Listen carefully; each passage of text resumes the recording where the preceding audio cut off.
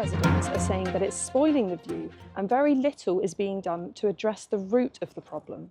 I'm meeting with Councillor Jonathan Moore, who has been tackling the issue head on. There was one particular video where the people on it were actually sliding down the curve just above where we are now. This protest isn't just about a court ruling, it's about what comes next. Fear, frustration and solidarity are fueling the response.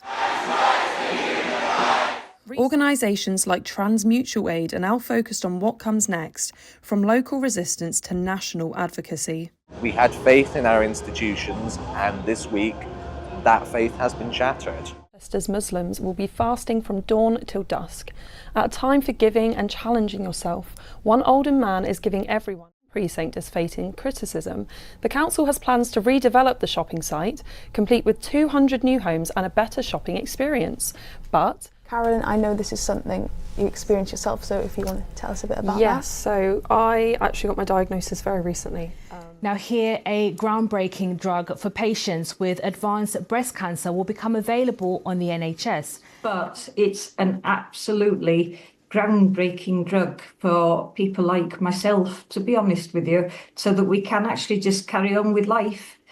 Well, let's speak to Melanie Sturtevant, Associate Director of Policy for Breast Cancer Now. And I saw a gentleman, a person sat in a very busy road with his hands in his face. This gentleman, I held his hand and... The recognition they've given these women is just as important. Yes, certificate of appreciation and for your extra... Attendance of over 30% since 2019, but the festival boasts a 45% growth since last year. It starts and then the music starts and then really here the plates start to hit the table.